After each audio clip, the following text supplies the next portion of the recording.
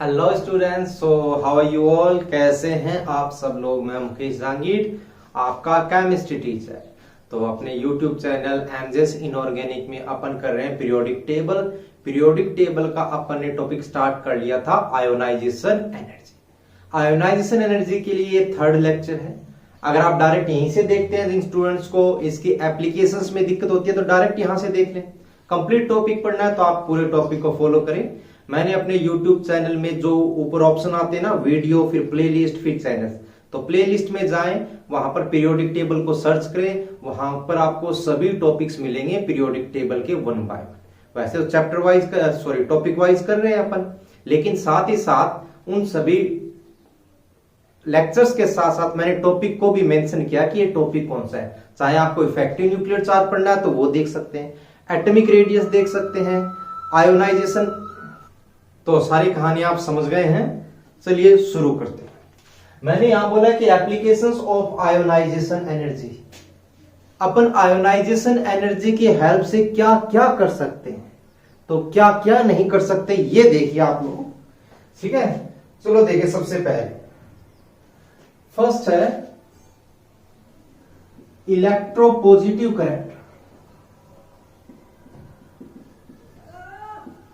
Electropositive current, पहला question है what is electropositive current. तो बड़ा सिंपल है। इलेक्ट्रोपॉजिटिव मतलब पॉजिटिव होने की टेंडेंसी। तो ऐसी मेटल्स जो अपना इलेक्ट्रॉन आसानी से लूज कर सकती है। अगर किसी मेटल ने इलेक्ट्रॉन आसानी से लूज किया है तो उसकी नेचर क्या है, इलेक्ट्रोपॉजिटिव होने की, मतलब पॉजिटिव होना चाहता है वो। ठीक है, जैसे एम से एम प्लस होने की टेंडेंसी, मतलब टेंडेंसी टू लूज इलेक्ट्रॉन। तो आप बताइए आसानी से इलेक्ट्रॉन कब लूज होगा। इलेक्ट्रॉन मेरे को लूज आसानी से करना है, तो मतलब इलेक्ट्रोपॉजिटिव कैरेक्टर कब ज्यादा होगा, जब आई ज्यादा या कम। आई ज्यादा होगी तो इलेक्ट्रॉन आसानी से नहीं निकलेगा, इलेक्ट्रॉन आसानी से निकालना है।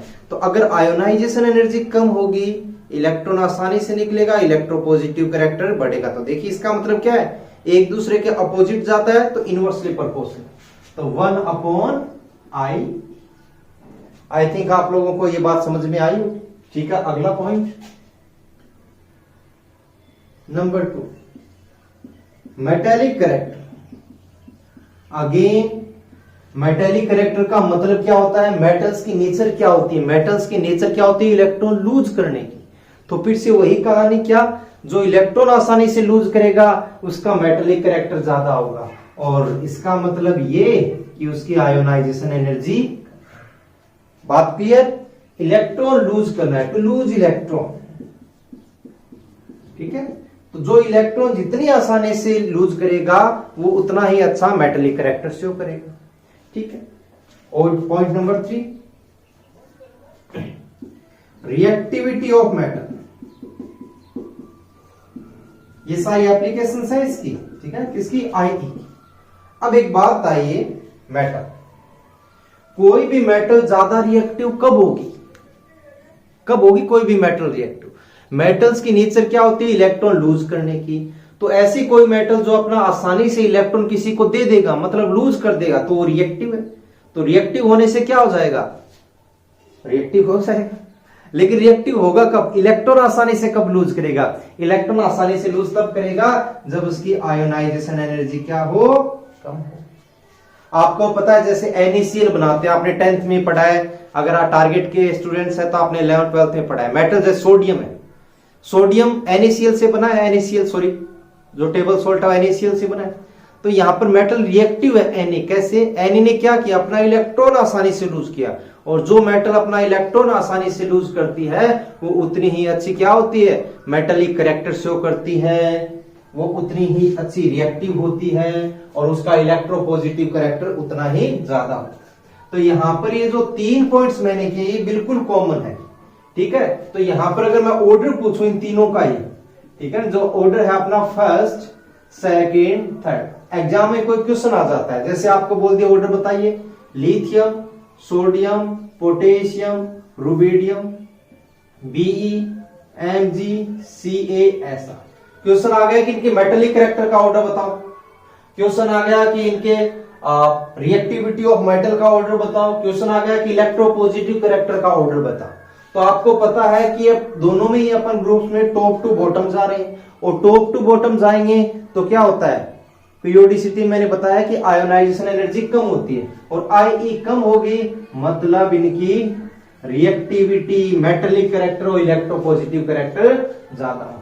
तो ये दो बड़े खूबसूरत ऑर्डर है, जनरली इन्हीं में से पूछा जाता है ये सारी जो बातें, क्योंकि फर्स्ट ए और सेकंड ए के जो एलिमेंट्स है, ये अपना फर्स्ट ए ग्रुप है और ये अपना नहीं है केवल मेरा, ये सेकंड ए ग्रुप है। तो इनकी नेचर मेटलिस, इनकी नेचर क्या, खुद मेटल्स ही होते हैं। तो ये तीनों प्रॉपर्टी को बहुत ही अच्छे से एक्सप्लेन करते हैं। ठीक है, तो देखिए अपन ने क्या कर लिया है, 3 पॉइंट्स कर लिए हैं एप्लीकेशंस के। जो पॉइंट नंबर 4 है वो है रिड्यूसिंग पावर।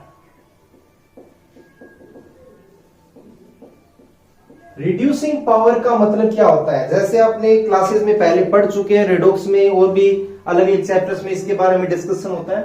रिड्यूसिंग पावर होता है दूसरे को रिड्यूस करना, to reduce other and oxidise itself. ये बात आपको पता है, इसमें कोई डाउट नहीं होना चाहिए, मैं मान के चल रहा हूं आपको पता है। तो यहां पर मैंने क्या बोला, टू ऑक्सीडाइज इटसेल्फ, खुद का क्या होना चाहिए, ऑक्सीडेशन होना चाहिए। खुद का ऑक्सीडेशन मतलब क्या होता है, खुद का ऑक्सीडेशन रिलीज इलेक्ट्रॉन, ये बात है। खुद का ऑक्सीडेशन कब होगा, जब रिलीज करे इलेक्ट्रॉन, मतलब जो एम है वो किसमें कन्वर्ट हो, एम प्लस में इलेक्ट्रॉन रिलीज करे।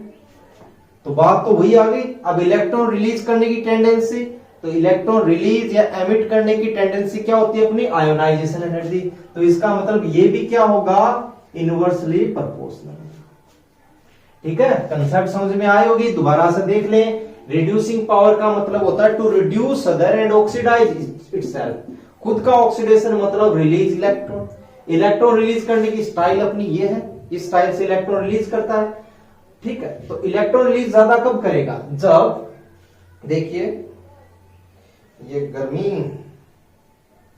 ठीक है, तो इलेक्ट्रॉन आसानी से रूज कब करेगा, जब उसकी आयोनाइजेशन एनर्जी कम।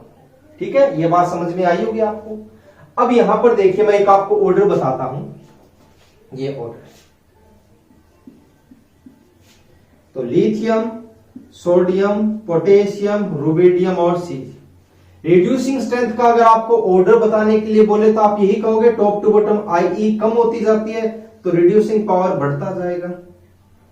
ठीक है, लेकिन लिथियम का इंटरेस्टिंगली, ठीक है ना, सरप्राइजली कुछ नहीं होना चाहिए, सब कुछ इनऑर्गेनिक में इंटरेस्टिंगली होता है, एक रीजन होता है, एक कंसेप्ट होता है, उसके बारे में अपन स्टडी करते हैं। तो ये क्या हो जाता है, सबसे आगे आ गया, तो सबसे ज्यादा इसका रिड्यूसिंग पावर हो गया, तो इसका रीजन क्या है। अब आप कहो सर याद रख लेते हैं, हमें तो याद रखने के लिए बोला था, नहीं, इसका एक कंसेप्ट है, इसकी एक थ्योरी है, वो अभी मैं आपको एक्सप्लेन करने वाला हूं। ठीक है, तो पहले ये ऑर्डर एस ब्लॉक का है, आगे का चैप्टर का, लेकिन यहीं पर अपन इसकी कंसेप्ट क्लियर करेंगे। कंसेप्ट देखिए, अब ये जो रिड्यूसिंग पावर है, रिड्यूसिंग स्ट्रेंथ, ये केवल और केवल आयोनाइजेशन एनर्जी पर डिपेंड नहीं करता, 3 एनर्जीज पर डिपेंड करता है, डेल्टा एच एटमाइजेशन और हाइड्रेशन एनर्जी। ये सभी एनर्जीज अपन स्टडी करेंगे आगे। अभी जैसे देख के चलिए 3 एनर्जी है, या फिर आपने पढ़ लिया, इन 3 एनर्जी पर डिपेंड करता है।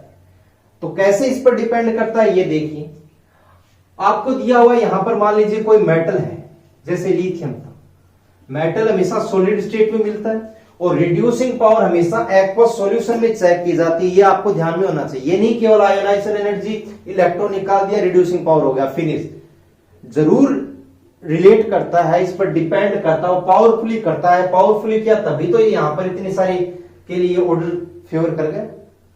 आगे देखिए, मेटल सॉलिड है, सबसे पहले इसको क्या करेंगे, गैस में बदलेंगे, तो इसको सब्लिमेशन एनर्जी या फिर डेल्टा एच एटमाइजेशन एनर्जी, उदोपातन ऊर्जा, परमाणुीकरण ऊर्जा इसको कहते हैं। एटमाइजेशन, परमाणुीकरण का मतलब होता है एक एक एटम को अलग कर देना। सॉलिड में सब जुड़े हुए थे, एटमाइजेशन के अंदर मतलब सब अलग अलग हो गए। या फिर इसको कुछ स्टूडेंट सब्लिमेशन एनर्जी बोलते हैं। एकदम सही है, बोलते क्या है, सत्यवचन नहीं। सब्लिमेशन का मतलब सब्लाइम कर दिया, सॉलिड से डायरेक्ट गए, तो दोनों का मतलब एक ही है। इसके लिए ये एनर्जी की रिक्वायरमेंट है।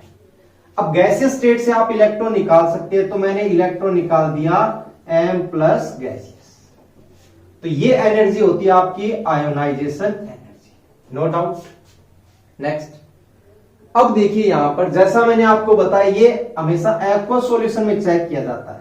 तो जैसे ही एक्वस इंट्रोड्यूस करवाओगे तो यहां पर हाइड्रेशन एनर्जी आती है, ये आपका M प्लस एक्वस, तो मतलब M से M प्लस के लिए यहां पर डेल्टा H टोटल, तो ये डेल्टा H टोटल क्या हो गई यहां पे, ये हो गई आपकी delta H atomisation energy plus ionisation energy plus hydration energy. अब इनका साइन कन्वेंशन आना चाहिए आपको कि कब कौन सा पॉजिटिव होता है कौन सा नेगेटिव। ये दो सिंपल फैक्टर्स पर डिपेंड करता है। इलेक्ट्रॉन एफिनिटी जो नेक्स्ट टॉपिक है वहां पर भी मैं आपको एक्सप्लेन करूंगा। बस एक बात ध्यान में रखनी है, क्या आपको जब भी अट्रैक्शन हो या फिर हिंदी में लिख देता मैं जुड़ना हो एक दूसरा, जब भी जुड़ता है गाल पे थप्पड़ पड़ता है तो एनर्जी क्या होती है, रिलीज होती है। एनर्जी रिलीज मतलब डेल्टा H नेगेटिव। अगर रिपल्सन लगता है मतलब टूटता है कहीं पर, तो उस केस में डेल्टा H अपन क्या लेंगे, पॉजिटिव। और आपको पता है तोड़ने के लिए एनर्जी की रिक्वायरमेंट होती है। सिंपल सा कंसेप्ट है, अपन दोबारा से बात करेंगे आगे, तो एक बार इसको जरूर आप ध्यान में रखें। एटमाइजेशन एनर्जी, सॉलिड को गैस में क्या कर रहे हैं, तोड़ रहे हैं। तोड़ रहे हैं मतलब ये एनर्जी क्या हो गई, पॉजिटिव, तोड़ने के लिए रिक्वायर्ड। आयोनाइजेशन एनर्जी आपको मैंने पता है पॉजिटिव अपन ने किया था, मतलब तोड़ रहे हैं, तो ये भी क्या है यहाँ पे, पॉजिटिव। अरे दासो सर की तरह sweating. Hydration energy, hydration energy का मतलब वाटर के अंदर इसको डाला तो जैसे ही वाटर इसके स्टिक हुआ, हाइड्रेशन का मतलब क्या, पानी का चिपक जाना। पानी चिपकेगा, गाल पे थप्पड़ पड़ेगा, एनर्जी रिलीज होगी, तो ये नेगेटिव। ठीक है। अब किसी भी प्रोसेस को बहुत आसानी से करने के लिए उसकी ओवरऑल एनर्जी क्या होनी चाहिए, कम। मतलब यहां से यहां पर एनर्जी इसकी जितनी ज्यादा होगी, ये जितना कम होगा तो उतना ही इसको कन्वर्ट करने में फेवरेबल होगा। क्यों, आपको बताते हैं कि कोई भी एटम मॉलिक्यूल अपने जितना लोअर एनर्जी में है, लोएस्ट एनर्जी में है, मतलब जो डाउन टू अर्थ है, वो उतना ही स्टेबल होता है। आपको पता है कोई भी इंसान है, व्यक्ति है, महिला है, स्टूडेंट है, विद्यार्थी है, तो जितना डाउन टू अर्थ होगा, आपका टीचर है, जितना डाउन टू अर्थ होगा उतना ही अच्छा होता है, उतना ही एकदम स्टेबल होता है। वही कहानी इस पर लगती है, जितनी एनर्जी कम होगी, जितनी लो होगी, वो उतना ही स्टेबल होगा। मतलब ये कम से कम होनी चाहिए। कम से कम होने का मतलब पॉजिटिव वाली एनर्जी क्या हो, कम हो, पॉजिटिव वाली कम हो, और ये वाली क्या हो, ज्यादा। तो ये दोनों फैक्टर्स तो कम होने चाहिए, और ये वाला फैक्टर क्या होना चाहिए, ज्यादा, क्योंकि नेगेटिव को फेवर करता है। अब यहां पर ये जो लिथियम होता है, इसकी जो हाइड्रेशन एनर्जी होती है, hydration energy is high due to smaller size of lithium. Lithium का साइज बहुत छोटा होता है। छोटा साइज होने के कारण उसका वाटर को अट्रैक्ट करने की जो टेंडेंसी होती है, हाइड्रेशन मतलब पानी को कितना पावरफुली अट्रैक्ट कर रहा है, मतलब स्ट्रेंथ के साथ। ये नहीं कि बड़ा है तो बहुत सारा पानी इकट्ठा हो गया, कितनी स्ट्रेंथ के साथ अट्रैक्ट कर रहा है। तो ये जितनी ज्यादा स्ट्रेंथ के साथ अट्रैक्ट करेगा। और आपको एक बात और भी बता दूं, सरफेस एरिया एक फैक्टर होता है, जिसकी साइज जितनी ज्यादा छोटी होती है उसका सरफेस एरिया क्या होता है, उतना ही ज्यादा होता है। वैसे अपना एक स्टैंडर्ड टॉपिक है तो वहां पर मैं ज्यादा डिस्कस करूंगा। एक बार ये कम भी समझ में आया तो आप इसको होल्ड कर सकते हो, वो टॉपिक को दोबारा रिवाइज कर देंगे। ठीक है। तो यहां पर क्या हुआ, लिथियम की साइज स्मॉल होने के कारण इसकी हाइड्रेशन एनर्जी ज्यादा, हाइड्रेशन एनर्जी ज्यादा, तो ये नेगेटिव को फेवर करेगा। इसलिए क्या होता है, लिथियम का जो रिड्यूसिंग पावर होता है सबसे ज्यादा होता है। तो आपको समझ में आ गया होगा रिड्यूसिंग पावर का कंसेप्ट। तो रिड्यूसिंग पावर के कंसेप्ट में ये बातें अपन इंक्लूड करते हैं। ठीक है। तो देखिए अपना नेक्स्ट एप्लीकेशन है टू फाइंड वैलेंस इलेक्ट्रॉन। इसमें मैंने क्या बताया है, if there is large energy gap between two successive ionisation energy IEN and IEn+1, then number of valence electron will be n। इसका मतलब क्या है, देखिए मैं आपको एक एग्जांपल से क्लियर कर देता हूं। आपको सक्सेसिव आयोनाइजेशन एनर्जी दी हुई किसी एलिमेंट की IE2, IE3, IE4 कितनी हो सकती है? मान लीजिए ये 100 है, ये 190 है, ये 250 है, ये मैंने ले लिया है यहां पर 550 और ये 690। ये क्वेश्चन दे दिया आपको और ये बोल दिया कि find valence electron and group number of element. तो उस एलिमेंट का आपको ग्रुप नंबर बताना है और उसके अंदर कितने संयोजी इलेक्ट्रॉन, वैलेंस इलेक्ट्रॉन ये बताना। मैंने अभी क्या बोला है कि large energy gap between two successive ionisation energy IEn+1, ये कोई सा भी हो सकता है n की वैल्यू। मैंने यहां पर देखा सबसे पहले गैप कितना है 90 का है, फिर मैंने यहां पर देखा है गैप कितना है 2 3 आपका गया 360 का गैप। यहां पर मैंने देखा है गैप आ गया ऑलमोस्ट 140 का। अब इस गैप के आधार पर आपको बताना है कि वैलेंस इलेक्ट्रॉन कितने। आपको ये देखना है कि सडन जंप कहां पर है। अब आप कहोगे सर इसमें इंक्रीज क्यों हो रहा है? पहला बात तो ये बेसिक कंसेप्ट स्ट्रॉन्ग होनी चाहिए। आपको पता है सक्सेसिव आयोनाइजेशन एनर्जी हमेशा एक एलिमेंट की ज्यादा होती है। मतलब कोई एलिमेंट ए है, ए से A+ के लिए अगर 100 चाहिए तो A+ से A2+ के लिए आपको ज्यादा एनर्जी चाहिए, फिर A+ से A3+ के लिए ज्यादा, फिर इसके लिए आपको 690। तो ये सक्सेसिव आयोनाइजेशन एनर्जी रहती है, आपको पता है ये ज्यादा होनी चाहिए पीछे वाले से आगे। अब यहां पर सडन जंप आ गया, सडन जंप आया तो वहां से आप वैलेंस इलेक्ट्रॉन बता सकते हो। तो यहां पर सडन जंप इससे इसमें आया, मतलब सबसे ज्यादा, तो इसका मतलब इसको अपन कंसीडर करेंगे IEn और ये हो गया IEn+, ऐसे तो मान। तो यहां पर n की वैल्यू कितनी हो गई 2 हो गई। तो वैलेंस इलेक्ट्रॉन कितने हो गए 2 हो गए। तो 2 वैलेंस इलेक्ट्रॉन किस मेटल वाले में, ठीक है ना। आपके लिए कंफ्यूजन हो सकती है लेकिन मैं अभी क्लियर करूंगा इसको। तो ग्रुप नंबर इसका कौन सा हो जाएगा 2 हो जाएगा। बात समझ में आई, ठीक है। तो ये बात यहां की है। अब आप बोलेंगे सर इसमें थोड़ा सा कंसेप्चुअली और स्ट्रॉन्ग करो, ये तो आपने अच्छे से बता दिया है। तो देखिए कंसेप्चुअली थोड़ा और मैं बता देता हूं। मैंने यहां पर ये बोला है कि ये ग्रुप नंबर 2 का एलिमेंट है। ग्रुप नंबर 2 का एलिमेंट है, जैसे बेरिलियम भी हो सकता है, लेकिन hydrogen, helium, lithium, beryllium, beryllium consider कर सकते हैं। बेरिलियम में से 4 इलेक्ट्रॉन निकाल सकते हैं। Mg भी हो सकता है। मान लीजिए मैंने Mg की बात की, Mg से 1 इलेक्ट्रॉन निकालेंगे तो एनर्जी की रिक्वायरमेंट कितनी होगी यहां पर 100। ये बात एग्री कर रहे हो। Mg+ से Mg2+ जाएगा तो एनर्जी कितनी रिक्वायरमेंट होगी 190। अब Mg2+ से Mg3+ जाएंगे तो एनर्जी कितनी रिक्वायरमेंट होगी, कितनी बोले इसने 550। और Mg+3 से Mg+4 जाएंगे तो एनर्जी कितनी है आपकी 550 से 140। यही बात है।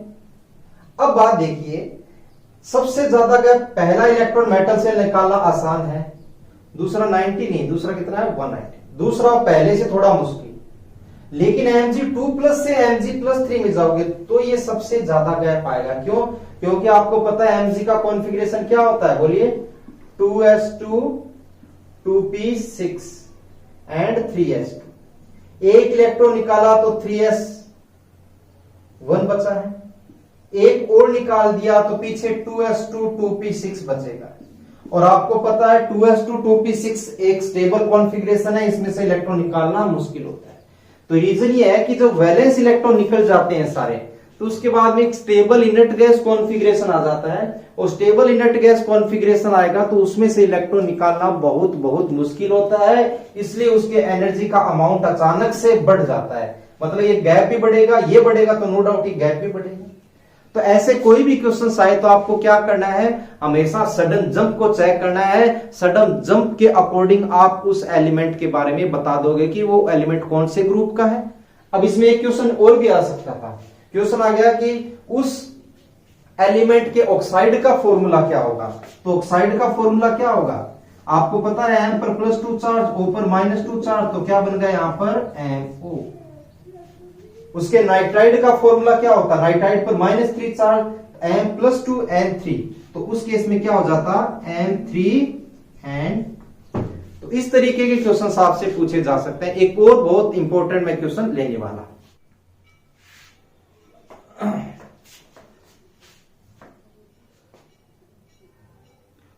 तो देखिए इसी कंसेप्ट पर बेस्ड एक बहुत ही खूबसूरत क्वेश्चन, देखिए कितना खूबसूरत है। अभी जो मैंने आपको कंसेप्ट बताई थी बिल्कुल उसी पर बेस्ड है। तो यहां पर क्या दिया हुआ, आपको कुछ एलिमेंट्स दिए हुए। एलिमेंट्स कौन कौन से हैं, P Q R S T। हर एक एलिमेंट की सक्सेसिव आई दे हुई है, इसकी ये दे रखी है, यहां पर ये दे रखी है। तो आप देख सकते हैं सभी की सक्सेसिव आयोनाइजेशन एनर्जी अपन ने दे रखी है। अब आपको करना क्या है, यहां पर इन सभी बहुत ही लाजवाब क्वेश्चंस के आंसर्स आपको बड़े ही ईमानदारी से और ध्यान से देने हैं।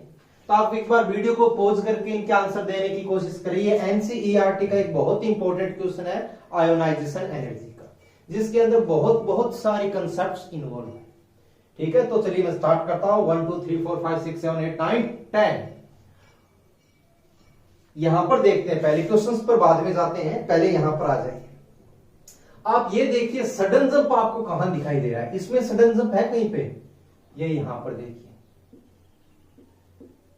तो मैं यहां पर सडन जंप लिख देता हूं, और कुछ लिखने की जरूरत नहीं है। सडन तो क्या होगा, जंप लिख देता हूं, ये जंप है। इसमें कहीं पे जंप 950 1120 14 नहीं है। इसमें कहीं जंप ये रहा, एग्री कर रहे हो ना, यहां से यहां पर गैप नहीं है, यहां पर गैप बहुत ज्यादा है। इसमें 7 से 8 8 से 9 गैप नहीं है, अगेन यहां पर गैप बहुत ज्यादा है। तो मान लिए IE 1 2 3 है। अब मैं आपसे ये पूछूं इनमें से कौन से एलिमेंट फर्स्ट ग्रुप के हैं। तो फर्स्ट ग्रुप के कौन से होते हैं, जिनके अंदर एक वैलेंस इलेक्ट्रॉन होता है, वो निकलते ही अचानक IE बहुत बढ़ जाती है। तो यहां पर देखिए पहला इलेक्ट्रॉन निकल रहा है, दूसरे में अचानक से जंप आ गया। मतलब ये अगर IEN है और ये IEN+1 है, तो इसका मतलब यहां पर n की वैल्यू कितनी होगी, 1 होगी। और वैलेंस इलेक्ट्रॉन 1 होता है, वो कौन से ग्रुप का एलिमेंट होता है, ग्रुप 1 का होता है। और ग्रुप 1 की एक इंटरेस्टिंग बात है जो क्वेश्चन से रिलेटेड है कि ग्रुप 1 वालों की ऑक्सीडेशन नंबर +1 होती है। तो P एंड T, क्योंकि इसमें भी जंप आ रहा है, इसमें भी जंप आ रहा है। अब आपके माइंड में एक क्वेश्चन ये जरूर आया होगा कि सर ये अलग अलग क्यों है, अलग अलग हो सकती है। अगर इनमें से भी मैं बताऊं कि आपके पास एक एलिमेंट जो P है और दूसरा जो एलिमेंट T है, इनमें देखें तो IE किसकी कम है, P और T में T की IE कम है। तो आपको पता है पीरियोडिक टेबल में टॉप टू बॉटम जाने पर IE क्या होती जाती है, कम होती जाती है। तो कम होती जाती है, तो मतलब ये लोअर एलिमेंट है और ये अपर एलिमेंट है। ये दोनों सेम कैरेक्टरिस्टिक शो कर रहे हैं, क्योंकि कॉन्फ़िगरेशन जनरल कॉन्फ़िगरेशन सेम होता है। एक ही ग्रुप के सब एलिमेंट्स की प्रॉपर्टी जनरली सेम होती है। सेम होने के कारण ये दोनों एलिमेंट फर्स्ट ग्रुप के हैं और प्रॉपर्टी सेम शो कर रहे हैं। प्रॉपर्टी सेम शो कर रहे हैं लेकिन अलग अलग पीरियड के एलिमेंट है। तो ये कौन सा है, इसकी IEP की कंपैरेटिव क्या है, P और T में किसकी कम है, T की कम है, T की कम है। ये देखो IE तो T की कम है, तो T की कम है, इसका मतलब लोअर एलिमेंट कौन सा होगा, नीचे की साइड। नीचे की साइड वो होता है जिसकी IE कम होती है, और ये आपका अपर एलिमेंट। तो यहां पर पहले मैं एक क्वेश्चन का आंसर दूंगा, ये कौन से एलिमेंट +1 और ऑक्सीडेशन स्टेट शो कर रहे हैं। तो आपको पता लग गया P एंड T। ठीक है, एक क्वेश्चन हो रहा है +2 कौन करेगा, ये कर जाएगा। क्यों, क्योंकि इसकी वैलेंस सेल में 2 इलेक्ट्रॉन है, 2 निकलने के बाद अगले में जाएगा तो आसानी से नहीं निकलेगा। तो मतलब वैलेंस इलेक्ट्रॉन 2 है, तो 2 किस में होते हैं, सेकंड ग्रुप में। सेकंड ए में ऑक्सीडेशन स्टेट क्या होती है, +2 होती है ना, जिसमें जितने वैलेंस इलेक्ट्रॉन वही ऑक्सीडेशन नंबर हो या फिर वही उसकी वैलेंस है। तो इसका आंसर जाएगा R। ओके, अब यहां पर देखिए एक क्वेश्चन है oxides of R and P। R and P के ऑक्साइड, ये आपका R आ गया, ये ऑक्सीजन। R पर चार्ज +2 है क्योंकि सेकंड ए का है, इस पर -2 है, तो मतलब ऑक्साइड RO आ गया। कैन प्योरीफायर, हेमा मालिनी वाला। इसके बाद में एक दिया पी, ये आपका पी, ये ओ पर -2, इस पर +1, तो यहां पर ऑक्साइड क्या बन गया आपका P2O बन गया। कोई डाउट नहीं सर, बहुत अच्छे से समझ में आया। 3 क्वेश्चंस क्लियर कर दिए। अब एक मेटल का और क्वेश्चन, क्योंकि ये मेटल्स है तो मोस्ट रिएक्टिव मेटल आपको पता है, ये आर पी टी आर अपने पास फर्स्ट डे सेकंड डे के मेटल्स है, और इनकी आयोनाइजेशन एनर्जी पीरियोडिक टेबल में देखें तो लेफ्ट साइड में मेटल्स की आई कम होती है, राइट साइड वालों की ज्यादा होती है। लेफ्ट साइड वाली मेटल्स होती है, उनकी रिएक्टिविटी ज्यादा होती है, रीजन आई कंपेरेटिव कम। अब यहां पर मोस्ट रिएक्टिव मेटल पूछा है, फर्स्ट ए और सेकंड ए में कंपेयर करें तो ज्यादा रिएक्टिव कौन होगा? फर्स्ट ए, क्योंकि फर्स्ट ए की आई कम होती है, राइट साइड में ज्यादा होगी आई, तो उसकी रिएक्टिविटी क्या हो जाएगी? कम, रिएक्टिविटी कम हो जाएगी। तो फर्स्ट ए के सबसे ज्यादा रिएक्टिव, मतलब आपके आंसर पी और टी आएंगे। दोनों क्या नहीं, मोस्ट का मतलब होता है एक ही, ये रिएक्टिव है, मोस्ट कंपेरेटिव। पी और टी में ज्यादा रिएक्टिव कौन होगा? पी और टी में ज्यादा रिएक्टिव देखिए, इसकी आई क्या है? कम है, यहां पर आई है ज्यादा। आई जिसकी कम होगी वो उतना ही रिएक्टिव, मतलब ये रिएक्टिव सबसे ज्यादा हो जाएगा। इसका मतलब मोस्ट रिएक्टिव मेटल कौन सी होगी? जिसकी आई सबसे कम होगी, और सबसे आई कम किसकी है? टी की है, इसलिए इसका आंसर आपका जाएगा T. Next question, inert gas. Inert gas में से इलेक्ट्रॉन निकालना बड़ा मुश्किल होता है, तो फर्स्ट आई बहुत बहुत बहुत ज्यादा, तो इसमें फर्स्ट आई सबसे ज्यादा किसकी है? क्यू की। देखिए 950, ये 698, ये इनर्ट गैस नहीं हो सकता, ये non metal, non metal, right side वाले सब नॉन मेटल्स होती हैं, क्यू भी नॉन मेटल है, एस भी नॉन मेटल है, लेकिन ये क्या है आपकी? Inert gas. तो इनर्ट गैस का आंसर आपका हो जाएगा क्या? क्यू। नेक्स्ट देखिए, मोस्ट रिएक्टिव नॉन मेटल। अब ये आई कम है, ये भी मेटल आ गई, देखिए ये मेटल आ गई आपकी, ये नॉन मेटल है, ये आपकी मेटल आ गई, ये आपकी नॉन मेटल्स की फर्स्ट आई ज्यादा होती है, नॉन मेटल आ गई, और ये मेटल। तो नॉन मेटल आपके पास Q एंड S दो बचे हैं, तो Q तो नॉन रिएक्टिव है और S क्या हो जाएगा? रिएक्टिव।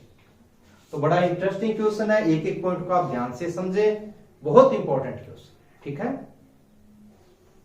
तो देखिए अब इस एप्लीकेशंस का लास्ट पॉइंट है, थोड़ा थ्योरेटिकल है।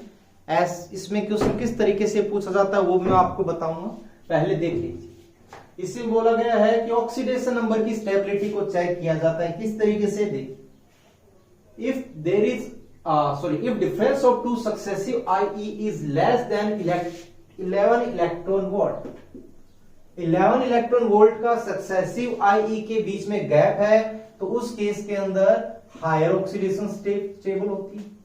अगर सक्सेसिव आई के बीच में 16 का है तो लोअर ऑक्सीडेशन। देखिए ये कम है, ये ज्यादा है, एक तो गैप है, देखिए मैं गैप बताया था आपको, कौन सा है? एक तो 11, एक है 16। गैप इससे ज्यादा हो या इससे कम हो, कम वाले से कम हो और ज्यादा वाले से ज्यादा, ज्यादा वाले से ज्यादा है तो उस केस में आपकी स्टेबल होगी लोअर, और इस स्टेट में स्टेबल होगी आपकी। ये कैसे पता चला? ये हर एक एलिमेंट का कैलकुलेट करके चेक किया और फिर स्टेबिलिटी को देखा। जब Mg की Mg+ में कन्वर्ट करते हैं तो ये IE1 होता है, ये IE2। IE2 माइनस IE1 मतलब डेल्टा आई, जब इनके डेटा को चेक किया गया, ठीक है ना, एनर्जी का अमाउंट भी आता है, अमाउंट मैंने आपको नहीं सिखाया, नहीं इसकी जरूरत होती, ठीक है, अपने को जस्ट ऑर्डर के साथ डील करना। तो ये 7.4 आ गया, 7.4 है मतलब 11 से कम है, 11 से कम है मतलब कौन सी स्टेबल होगी? हायर ऑक्सीडेशन स्टेट स्टेबल होगी। इन दोनों का गैप देखा, Na से Na+ से Na2+, ये IE1, ये IE2, तो वो आया था 42.7। अब इतना ज्यादा क्यों हो गया? देखिए इतना ज्यादा बहुत आसान है, क्योंकि ये मेटल, इसमें से पहला इलेक्ट्रॉन निकालना बहुत आसान है, तो IE बहुत बहुत कम होगी। और जब Na+ से स्टेबल गैस कॉन्फ़िगरेशन आ गया इनर्ट गैस, अब इसमें से निकालोगे तो गैप बहुत बहुत बहुत बहुत ज्यादा आएगा। तो इसका गैप कितना हो गया? ज्यादा में से कम को सब करेंगे तो अमाउंट ज्यादा ही रहेगा। तो इसलिए क्या होगा यहां पर कौन सी स्टेबल होगी, Na के अंदर लोअर ऑक्सीडेशन स्टेट। और आपको पता है ये ज्यादा इसलिए है क्योंकि इससे जो पहला इंटरमीडिएट बना है Na+, इसकी काफी स्टेबल कॉन्फ़िगरेशन है। तो अपने को क्या करना है, 11 से कम है तो उस केस में हायर, और इससे ज्यादा है तो उस केस में लोअर ऑक्सीडेशन स्टेट स्टेबल करनी है। 11 से कम हायर, 16 से ज्यादा लोअर। ठीक है, अब यहां पर मैं आपको एक दो ऑर्डर और बता देता हूं। देखिए एक मिनट,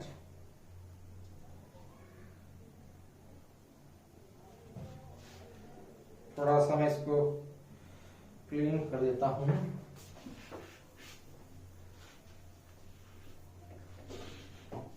देखिए थर्ड पॉइंट एक तरीके का, Al से Al+, Al+ से Al+2, ये इसमें से क्वेश्चन भी आता है डायरेक्ट, Al+2 से Al+3, इसका गैप और इसका गैप जब चेक किया गया तो इसका था अराउंड 16 और इसका था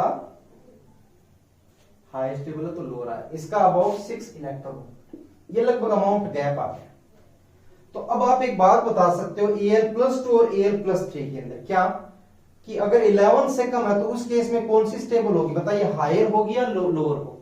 तो यहां पर आपको पता है कि 11 से कम है तो मतलब हायर ऑक्सीडेशन स्टेट। तो Al+2 और +3 में कौन सी स्टेबल होगी, Al+3 स्टेबल होगी, किससे, Al+2 से। और आपको पता ही है ये इनर्ट गैस कॉन्फ़िगरेशन बन जाता है। अब Al+1 और Al+2 का बड़ा गड़बड़ घोटाला हो गया। देखिए कैसे, ये इसलिए हुआ, वो भी रीजन बता देता हूं। तो ये 16 नहीं है, अबाउट मेरे हिसाब से 14 के अराउंड होता है, इसके बीच का रहता है, ठीक है ना, मिडिल का रहता है, न तो 11 से कम है न 16 के ज्यादा है। तो इसके बीच का गैप, बीच के गैप को इसलिए इंक्लूड नहीं करते क्योंकि देखिए न तो Al+ एक स्टेबल कॉन्फ़िगरेशन है और ना ही Al एक स्टेबल कॉन्फ़िगरेशन है, ठीक है ना। मतलब Al+1 और Al+2 की कंपैरिजन करें ना, तो Al+1 कोई खास स्टेबल है ना ही ये स्टेबल है, क्योंकि 3 इलेक्ट्रॉन निकलते हैं तब तो वो कहीं जाके इनर्ट गैस जैसा बनता है। तो आपको Al+1 और Al+2 की स्टेबिलिटी बतानी है किसकी ज्यादा है। तो Al का कॉन्फ़िगरेशन आपके पास होता है कितना, 3s2 3p1, तो ये हो गया 3s2 और ये हो गया 3s2। कंपैरेटिव अंदाजा लगा के आप बता सकते हो कि इसका कॉन्फ़िगरेशन 3s2 है तो Al+1 कंपैरेटिव थोड़ा ज्यादा स्टेबल होगा, किससे, Al+2 से, क्योंकि कम से कम ये तो फुलफिल्ड है। तो यहां से आपका ऑर्डर क्या आ जाएगा, Al+3 सबसे स्टेबल, +1 और +2 में कौन स्टेबल होगा, Al+1, और फिर कौन आ जाएगा, Al+2। तो ये आपका कई बार डीपीपी सीट में क्वेश्चन रहता है, Al+3 आप इसके बिना भी बता सकते हो एनर्जी अमाउंट के बिना। देखिए कैसे, Al+3 इनर्ट गैस आ गई, क्लियर। Al+1 और Al+2 के अंदर ये 3s2 आ गया, ये कॉन्फ़िगरेशन आपका 2p6, ये आपका 3s2, ये आपका 3s1, दिख नहीं रहा क्या स्टेबिलिटी। Na+, Mg+ और Mg+2 का देख सकते हो आप, ज्यादा स्टेबल कौन होगा, यहां पर मैंने ये लिखा नहीं है, यहां पर Mg+2 स्टेबल है Mg+1 से, क्योंकि ये इनर्ट गैस बन गई। यहां पे Na+ स्टेबल है किससे, Na+2 से, रीजन ये इनर्ट बन गई। तो इसकी जरूरत ही नहीं इस डेटा की, आप डायरेक्ट ही बता सकते हो। लेकिन क्वेश्चन आ सकता है 11 से कम है तो हायर ऑक्सीडेशन स्टेट और 16 से ज्यादा है तो लोअर ऑक्सीडेशन स्टेट। तो यहां पर अपना होता है टॉपिक फिनिश कौन सा, आयोनाइजेशन एनर्जी, ठीक है।